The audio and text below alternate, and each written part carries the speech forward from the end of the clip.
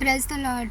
ఈరోజు దేవుని యొక్క వాక్యము యోహాను సువార్త 4వ అధ్యాయము 18వ వచనము. నీకు 5 పెనిమిటిలుండిరి, ఇప్పుడు ఉన్నవాడు నీ పెనిమిటి కాడు, సత్యమే చెప్పితివా నేను. అయితే యేసుప్రభు వారికి సమరయ స్త్రీకి మధ్య జరిగిన సంభాషణలో యేసుప్రభు వారు ఒక ప్రశ్న అడిగితే ఆ ప్రశ్నకు ఆమె చెప్పిన జవాబు నాకు పెనిమిటి లేడు అని. అయితే యేసుప్రభు వారు నువ్వు చెప్పింది సత్యమే అని చెప్తూ నీకు ఐదుగురు పెనిమిటిలుండిరి అని చెప్పాడు. అంటే నాకు 5 పెనిమిటిలుండిరి అన్న సంగతి సమరయేశ్వరి చెప్పలేదు. కానీ యేసుప్రభు వారికి అన్నీ తెలుసు కాబట్టి ఆయన తెలిసి కూడా ఎందుకు అడిగాడు అని అంటే ఆమెను పరీక్షిస్తున్నాడు. అక్కడ ఆమెను యేసుప్రభు వారు పరీక్షించాడు. ఎలా పరీక్షించాడు అని అంటే ఆమె నిజము చెప్పిద్దా లేదా అనేది ఆయన పరీక్షించాడు. కానీ ఆమె ఏం చేసింది? నిజమే చెప్పింది, నాకు పెనిమిటి లేడు అని. అయితే ఈరోజు ఇప్పుడున్న కాలంలో యేసుప్రభు వారు మనల్ని ఎలా పరీక్షిస్తాడు అని అంటే మన హృదయాలు ఆయనకి తెలుసు, మన జీవితం ఆయనకి తెలుసు. అయినా సరే ఆయన మనల్ని పరీక్షిస్తాడు. ఎలా అంటే శ్రమల గుండా. చుట్టూ శ్రమలు ఎలా బిగించుకునిద్దంటే ఎటెళ్ళినా అసలు చిక్కుముళ్ళే అనమాట.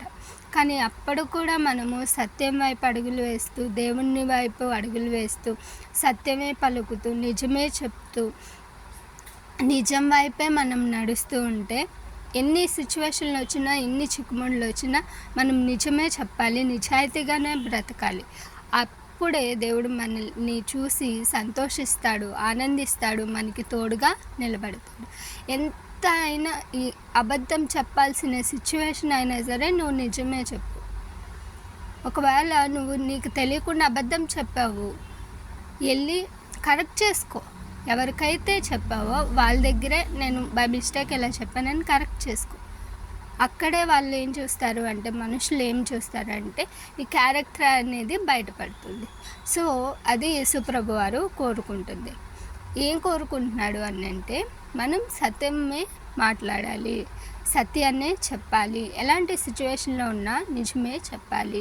నిజం చెప్తామా లేదా అని యేసుప్రభు వారు కూడా ఎన్నోసార్లు మనల్ని పరీక్షిస్తూనే ఉంటాడు. కాబట్టి ఆ పరీక్షలో మనం విజయం సాధించాలి అని అంటే ముందు క్రీస్తుని మనలో కలిగి ఉండాలి.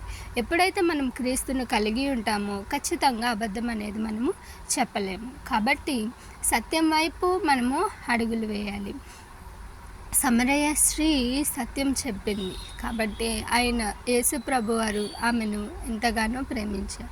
అలాగే నిన్ను నన్ను కూడా మనం సత్య మార్గంలో నడిస్తే గనక నిన్ను నన్ను కూడా అట్టి రీతిగానే యేసుప్రభు వారు ప్రేమిస్తాడు. కాబట్టి దేవుని ప్రేమ, కృప మనందరి మీద ఉండాలంటే ఆయన చెప్పిన విధంగా మనము సత్య మార్గంలో నడవాలి.